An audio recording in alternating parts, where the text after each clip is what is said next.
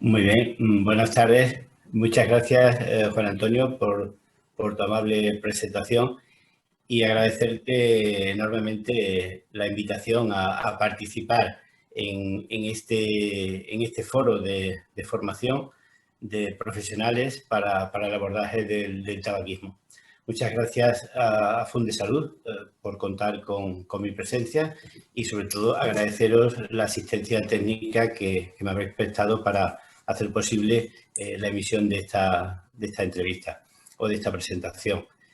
También quiero aprovechar la oportunidad, agradecer a Pfizer, Laboratorio Pfizer, el esfuerzo hecho por la formación de profesionales en Extremadura, cuestión que considero muy importante y que sobre todo se tiene que seguir manteniendo. Muchas gracias a Jorge Manrique y a Remedios Montiel por contar conmigo en este foro de formación y vuelvo a repetir, para mí es un placer poder formar parte de este plantel de profesionales que intentan mostrar lo que hacen, lo que saben, en pos de que otros profesionales pues, puedan seguir formándose y puedan seguir abriendo nuevos caminos.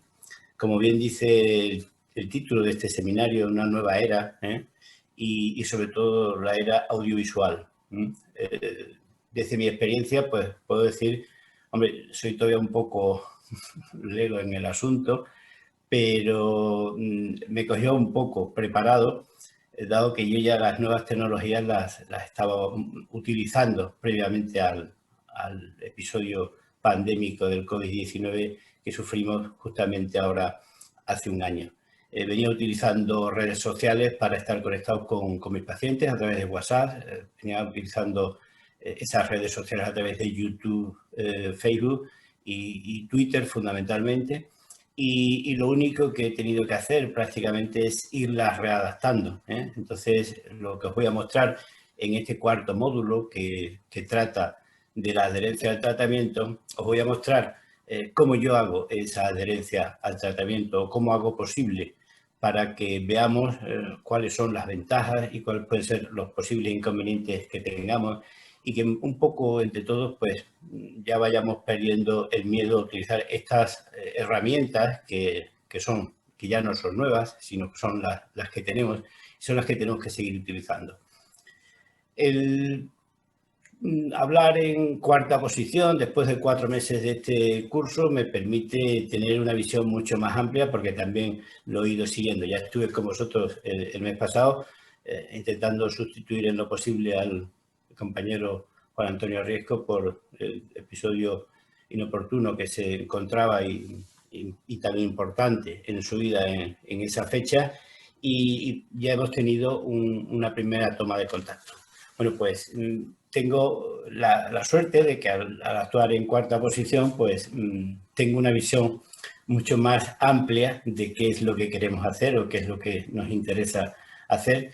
Y el tema que me correspondió, el de la adherencia, pues evidentemente es el más práctico de todos. Así que intenté, desde que Juan Antonio se puso en contacto conmigo, intenté darle el formato lo más práctico posible y espero que os guste. A continuación os voy a hacer una exposición de en qué consiste esa adherencia, cómo podemos fomentarla, cuáles son los inconvenientes o por qué se produce muchas veces esa falta de adherencia, es decir, la parte teórica que deberíais de conocer para tener mucha más amplitud en esta visión de lo que es el tratamiento del tabaquismo.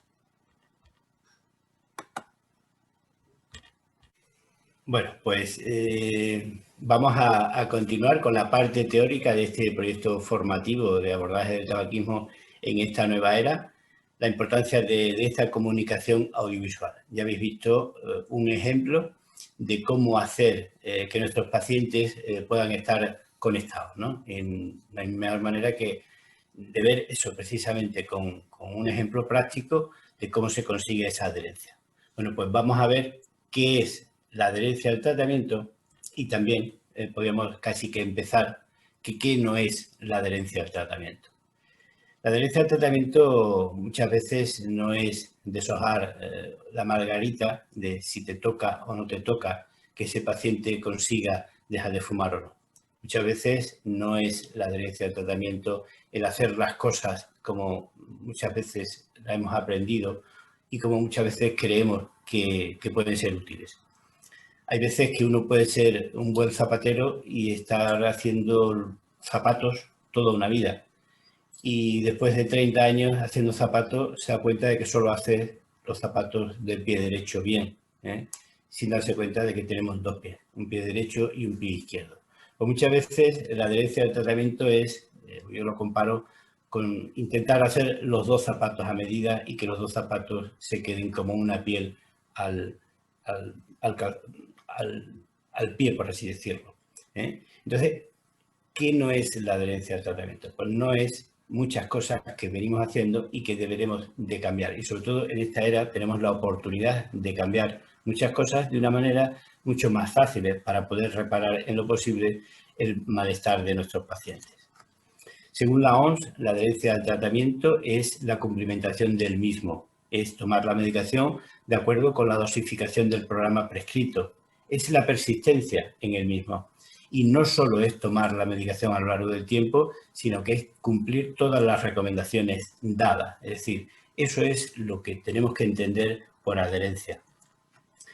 Y lo que sabemos hasta ahora mismo es que en los países desarrollados el 50% de los pacientes crónicos cumplen con su tratamiento, pero el otro 50% no. Los pacientes de tabaquismo, el tabaquismo es una enfermedad adictiva y crónica, entran dentro de esos pacientes crónicos.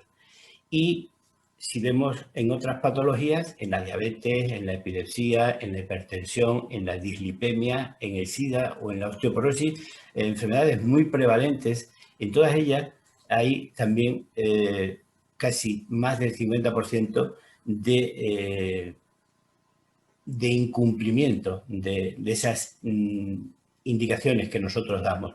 No solo las farmacológicas, sino entran también las medidas cognitivos conductuales que podemos dar o higiénico-dietéticas. Un tercio de nuestros pacientes sabemos que no toman la medicación prescrita. 1 de cada 3 no la toma. 1 de cada 3 lo toma de manera ocasional o de forma incorrecta. Pero curiosamente, el otro tercio no lo toma nunca. Es decir, hace verdaderos malabarismos con el tratamiento. Hace lo que cree que le interesa y no hace muchas veces eso que nosotros le estamos recomendando. Con lo cual, estamos perdiendo un tiempo precioso.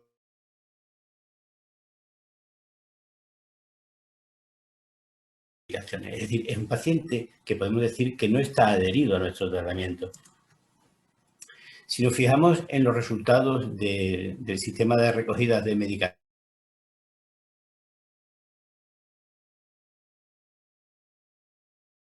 lo que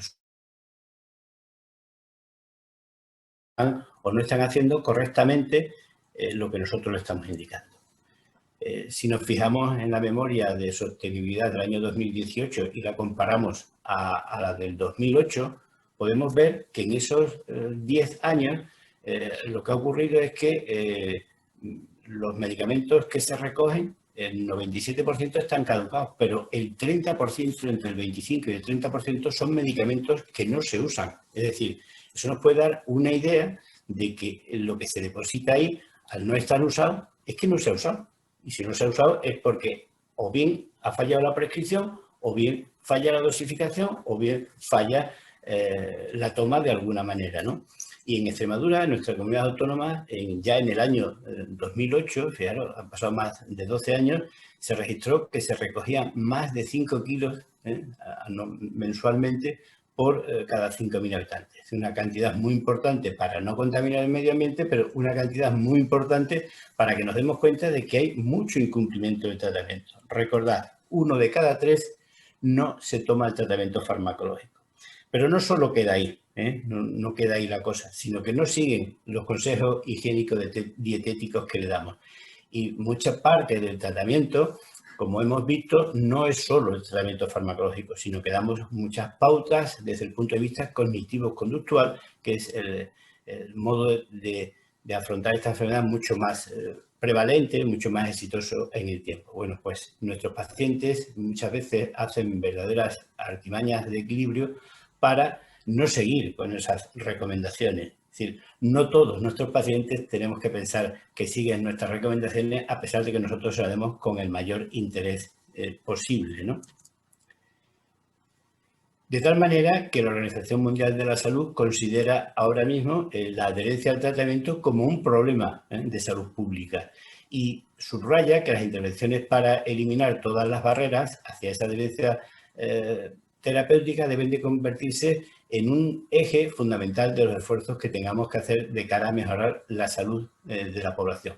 Y que para eso se necesita un enfoque multiprofesional y multidisciplinar. Esto que venimos haciendo en otras conductas adictivas, tenemos que extrapolarlo al caso del tabaquismo como una enfermedad muy prevalente. Y se ha demostrado, por lo menos yo constato mensualmente, diariamente y anualmente, que los pacientes, mientras más adheridos están, muchos menos recursos sanitarios consumen. Es decir, se hace un uso más correcto de no solo de los fármacos, sino de las consultas, de las visitas, de las consultas con especialistas, y eso redunda en un mayor beneficio de todo el sistema sanitario al que tenemos que prestar esos servicios. Y que son muchas las causas que pueden, o las razones que pueden influir en una falta de adherencia. Es decir, no podemos decir que tenemos una deficitaria adherencia porque el paciente sea simplemente el responsable de hacerlo de una u otra determinada manera, sino que van a ser muchas razones y muchas causas. Entre ellas, en la Sociedad Española de Especialistas en Medicina Familiar y Comunitaria, la SENFIC, tiene descrita al menos 5 causas muy prevalentes de esa falta de adherencia. La primera va en problemas con el régimen de prescripción, es decir, muchas veces prescribimos un fármaco y aparecen efectos adversos que muchas veces no son deseables y que el propio usuario a lo mejor no nos hace eco de ello y decide unilateralmente suspender el tratamiento o dejarlo o cambiarlo por otro tratamiento. En el caso de otro tratamiento ya es mucho más complicado.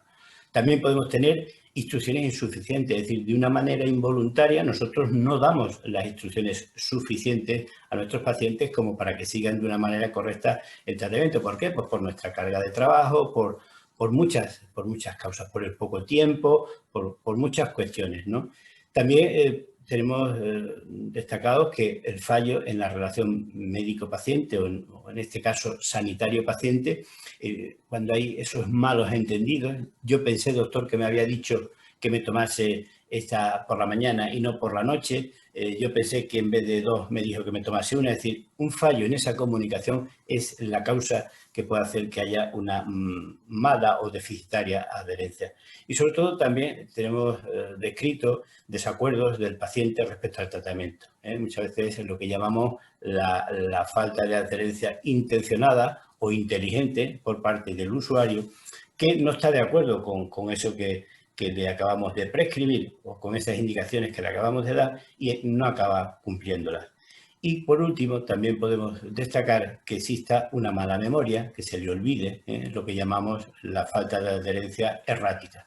Es decir, por estas 5 razones podemos tener una adherencia deficitaria y esto es lo que tenemos que tener claro para poder saber corregirlo.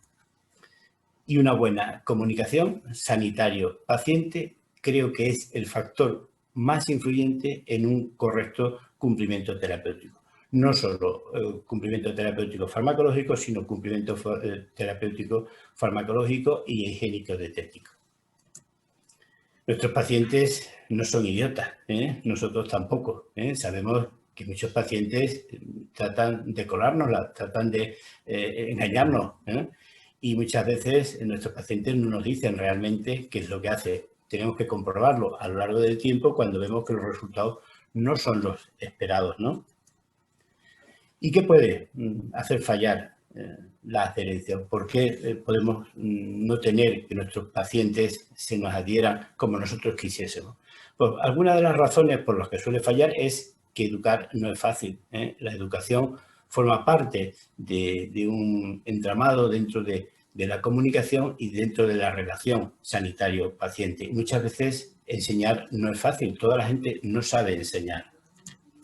También puede fallar que tengamos que tener el esfuerzo necesario para educar a nuestros pacientes en eso que a ellos les interesa y a nosotros como sanitarios también nos interesa que hagan. Es decir, no solo educar, sino que persistir en ese esfuerzo, en esa educación. Y tenemos que insistir, tenemos que persuadirlo para que alcancen esa ansiada meta que muchas veces quieren, pero que tienen que empezar desde las partes más bajas y tenemos que insistirle diariamente, consulta a consulta. Y sobre todo también tenemos que tener en cuenta de que ninguno de los mortales somos perfectos. Todos somos imperfectos y todos estamos en disposición o debemos estar en disposición de mejorar. Necesitamos practicar, el tratamiento del tabaquismo necesita de mucha práctica y de más que mucha práctica.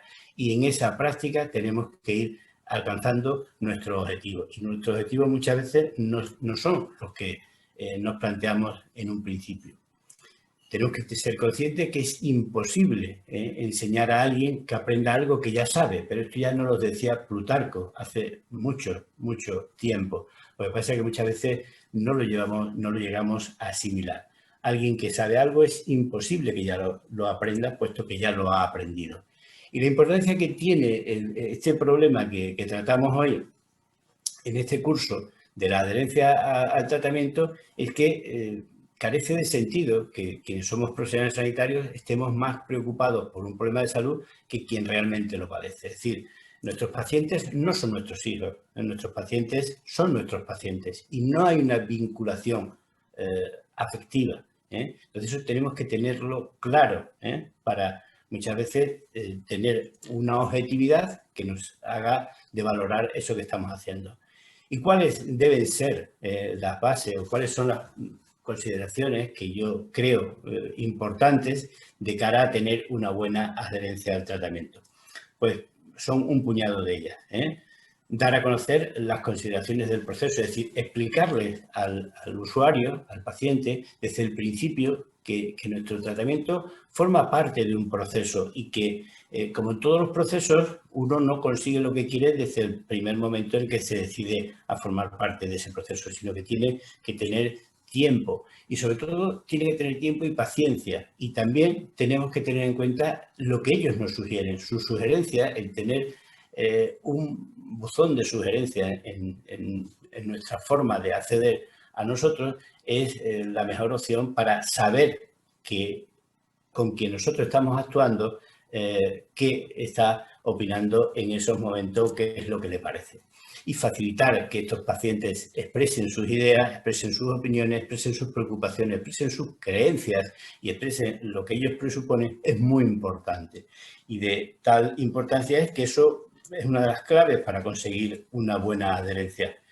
Tenemos que buscar el acuerdo, ya lo habéis visto a lo largo de estos meses y sobre todo Hernán Cancio nos ha insistido mucho en que la motivación es una consecuencia y que tenemos siempre que buscar ese acuerdo en la persona con la que estamos interfiriendo. Es decir, con que os quedéis con eso, habéis aprendido creo que bastante en este curso. Y sobre todo que tenemos que tener en cuenta para tener una buena adherencia que tenemos que ofrecer alternativas y que esas alternativas a lo mejor para unas personas funcionan y para otras no. Y que a lo mejor alternativas que parecen muy sencillas de cumplir para algunos pacientes son muy complicadas. Porque yo recuerdo una vez que a algunos le he dicho que corte un cigarrillo y en vez de cortarlo de la punta de adelante lo corta de la punta de atrás y me dice que así se fuma fatal. Es decir, muchas veces las alternativas tenemos que adecuarlas también al nivel de conocimientos de ese propio paciente, ¿no? Y sobre todo, lo más importante de todo para que tengamos una buena adherencia es comprobar que el paciente está de acuerdo con eso que nosotros le estamos ofertando, con eso que nosotros le estamos sugiriendo y con eso que nosotros le estamos dando. Es decir, el acuerdo con el paciente es fundamental. Ya he insistido en todos los módulos anteriores que ese acuerdo es fundamental. Bueno, pues yo lo corroboro y os digo que es importantísimo para tener una buena adherencia que el paciente esté de acuerdo con todo lo que le estamos diciendo. Y que la adherencia es distinta al cumplimiento. La adherencia es mucho más activa. No es encontrar al paciente dócil que hace todo lo que le decimos. Muchas veces los pacientes nos engañan por eso, por una adherencia inteligente. Es decir, no se hacen caso de una manera intencionada de todo eso que nosotros le decimos. Y tenemos que tener en cuenta también que no podemos hacer con todos los pacientes lo mismo. Con muchos pacientes nos tenemos que plantear distintos objetivos. Por eso las políticas de reducción del daño aquí son muy importantes.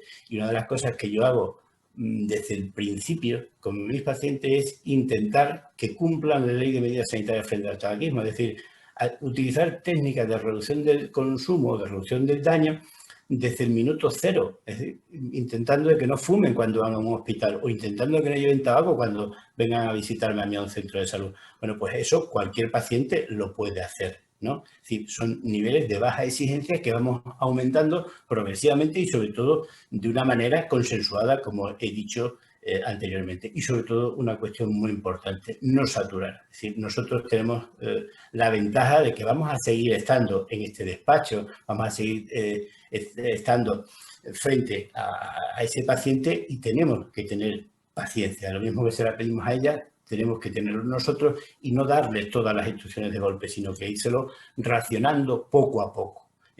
No podemos presuponer con la sed que bebe el otro, es decir, tenemos que averiguar cómo lo están viviendo ellos para poder comprobar que esa sed se sacia bebiendo de la misma manera. Es decir, nadie sabe, y esto entra dentro de lo que es la empatía, que veo que en este curso se ha tratado de transmitir mucho.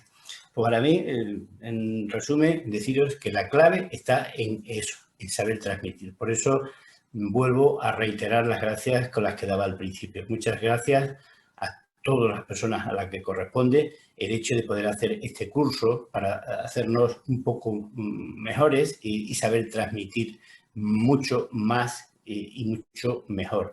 La mayoría de los casos en los que vemos que hay falta de adherencia es un problema de comunicación.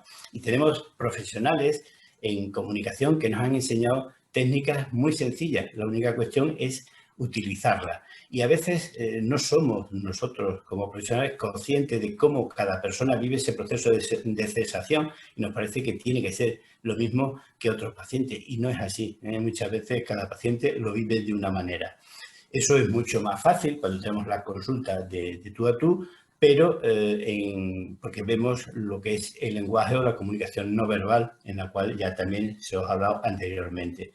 Y sobre todo, para saber transmitir, es fundamental pensar que las creencias que tienen nuestros pacientes muchas veces son erróneas y que precisamente cambiar una creencia es una tarea complicada y sobre todo una tarea delicada y sobre todo una tarea que requiere mucho tiempo. La psicoeducación es fundamental para poder tener una buena adherencia. Esas creencias erróneas muchas veces sigo teniendo ganas de fumar, al final acabo fumándome un cigarrillo, todo lo que me ha dicho no sirve para nada, hace que el paciente, por ejemplo, piense que es imposible, ¿no? Y entre pensar que es imposible y pensar que es posible, solamente borrando el prefijo, algunos parece que es sencillo, pero muchas veces algo que está marcado a fuego no es difícil de borrar, no es fácil de borrar. Nuestros pacientes muchas veces pueden tener distintas prioridades. Hay pacientes que quieren adelgazar 15 kilos en menos de 3 semanas. El concepto que tienen de al dejar de fumar, de si van a engordar, es una creencia muchas veces que está equivocada, ¿no? Y sobre todo nos piden que le demos trucos fáciles y sencillos, como este que pedimos muchas veces, que se nos derrita la grasa abdominal por la noche para que no requiera mucho esfuerzo durante el día. Tenemos que intentar no dar falsas expectativas, ser lo más realista posible, lo más concreto posible y sobre todo adecuarlo mucho al mensaje de cada persona y sobre todo entender que es un desliz, que un desliz es distinto a una recaída. En tabaco no tenemos que tenerlo todo claro y pensar que nuestros pacientes lo van a tener claro porque Si recordamos cuando empezamos a andar, todos hemos tropezado, pero no por el hecho de haber tropezado y por el hecho de haber caído hemos dejado de intentarlo. Habrá alguien que se haya roto alguna vez algún hueso y no haya podido intentarlo inmediatamente, pero al final acaba intentando. Entonces, tener claro que un desliz, que fumarse un cigarro en una determinada situación o en un determinado momento no le va a llevar a la recaída, nos hace de ponernos muchas veces en la piel de esa persona que lo está sufriendo y que muchas veces lo ve como un fracaso y que para nada es un fracaso, es un proceso, en ese proceso que dije anteriormente. Otro error que puede aparecer y que es muy frecuente es, si no tengo mono y estoy bien, ¿para qué voy a seguir tomando las pastillas? Sabemos, por ejemplo, que en el caso de vareniclina, que el tratamiento farmacológico está recomendado 12 semanas, pues a partir de la cuarta, quinta semana muchos pacientes ya sufren ese efecto de luna de miel, que parece que todo está resuelto, que todo está bien, abandonan la medicación, disminuyen las dosis y parece que, bueno, ¿para qué me lo voy a tomar si estoy bien? Pues precisamente tenemos que saber explicar que estás bien porque estás tomando un fármaco y que ese fármaco es necesario, pero sobre todo que ese fármaco es temporal, ¿no? Es decir, tenemos la paradoja de la terapia sustitutiva también, que tenemos que saber explicarla. Es decir, si me estás diciendo que soy adicto a la nicotina, ¿cómo me das nicotina para quitarme de lo que soy adicto? Bueno, pues hay pacientes en los cuales es mucho más favorable utilizar la misma sustancia que utilizar sustancias que no sean parecidas a la nicotina. Y eso lo tiene que saber el paciente, no solo con una explicación científica, sino con una explicación adecuada a él mismo. Y para ello es muy importante, yo considero muy importante que los pacientes estén asociados. Yo desde el año 2016 intenté crear la semilla de una asociación de afectados por tabaquismo en Extremadura, en mi comarca, en la comarca de la Siberia, y se creó ATAEX, esa asociación de afectados que hace que los pacientes adquieran mucha más confianza en lo que están haciendo, conozcan mucho mejor su enfermedad y se sientan mucho más satisfechos con todo eso que se está haciendo. Eso que ya el Instituto de Salud Carlos III nos demostraba desde hace ya muchos años que es muy efectivo en la ayuda o en el auxilio de los pacientes crónicos. El caso de los pacientes afectados por tabaquismo no deja de ser un caso más de ello. Y una asociación de pacientes hace posible que tengan un mayor conocimiento de la enfermedad y sean capaces de adoptar una serie de hábitos saludables que van a repercutir indudablemente en su tratamiento. Y no solo en el tratamiento de ese paciente, sino en el tratamiento de sus iguales. Como ejemplo de acción de esta asociación, que después de 4 años, desafortunadamente, todavía no tiene ningún apoyo, por así decirlo, ni moral ni económico de nuestra comunidad autónoma o del gobierno de nuestra comunidad autónoma. No sé los motivos o lo desconozco porque esto es así, pero para que vean lo que ellos son capaces de hacer, pues en febrero del año 2020, es decir, del año pasado, se hizo el segundo desayuno saludable en la localidad de La Haba, una localidad de la comarca de La Serena, muy próxima a Don Benito, que tiene sobre 1.300 habitantes, y conseguimos unir lo que es la acción municipal, el ayuntamiento, con una asociación de pacientes, con una asociación de mujeres de esa localidad y conseguimos usar los recursos que se dispone en esa comarca, como son los servicios de mantenimiento del ejercicio, ¿no? Y hicimos unas jornadas que se denominaron el segundo desayuno saludable, en la cual pacientes elaboraron su propia jornada con pacientes, ¿no? Y una de ellas nos contó la experiencia de cómo superó un trastorno de personalidad a través de la biodanza, a través de la música. Bueno, pues una experiencia importante de darla a conocer a otras personas para que vean que no solo muchas veces la solución de los problemas está en la toma de unos fármacos. Hicimos una muestra del desayuno saludable que la Asociación de Mujeres tuvo a bien servirnos. Hicimos exposición de poesía, exposición de una muestra artística por parte de los pacientes. Algunos pacientes contaron su experiencia con presentaciones e incluso algunos se atrevió hacer una pequeña presentación de cómo influye la publicidad en el consumo de tabaco. Y acabamos la actividad haciendo una muestra más de una actividad saludable, como fue hacer una ruta de senderismo hacia la Lagunilla, un lugar emblemático de La Hava. Y al finalizar la jornada, pues hicimos una muestra de cómo a través de la biodanza una persona puede transmitir muchos valores, muchos sentimientos y muchas emociones. Bueno, pues esto es el ejemplo de cómo a través de una asociación con, vuelvo a repetir, escasos recursos se pueden hacer muchas cosas. La única cuestión es tener ideas y esas ideas llevarlas a la práctica. Así que aquí os termino mi presentación dando las gracias. Utilizo esta foto del cowboy de Marlboro que se dedicó durante muchos años a publicitar el consumo del tabaco como una aventura y me hace de no sentirme ya solo el hecho de que se puedan estar haciendo cursos como este, en el cual muchos más profesionales podamos abordar esta patología, me hace de sentirme mucho más acompañado y no tan solo como ese vaquero durante tantos años que ha estado trabajando, por así decirlo, en solitario. Así que muchas gracias por vuestra atención y al finalizar os voy a poner otra muestra de qué es la adherencia al tratamiento. Os voy a poner un vídeo de tú a tú, que se llama, que forma parte de una página de Facebook. Ahora os pondré cómo yo consigo, cuáles son mis 7 magníficos para estar conectados con mis pacientes. Yo utilizo, como os dije en principio, mucho las redes sociales, utilizo Facebook desde hace mucho tiempo. En él tengo una página que se llama Quiero vivir libre de tabaco, que puede acceder cualquier persona. Y dentro de ese Facebook, cuando empezamos este último semestre de la pandemia, que se preveía que esto iba a continuar, pues tuve a bien de crear un grupo privado que se llama ¿Quién dijo miedo?, en el cual semanalmente, todos los lunes, hoy que es lunes, a las 7:30 se emitirá una nueva sesión. Ya llevamos 10 sesiones en las cuales la da un profesional distinto, profesionales de todos los puntos, de todas las comunidades autónomas de nuestro país, y que está resultando un éxito. Más de 350 personas que no pueden acceder a los tratamientos, repito, más de 350 personas están siguiendo el grupo privado ¿Quién dijo miedo?, en el cual todos los lunes se pone un tema, y posteriormente abro una sala y debatimos sobre ese tema.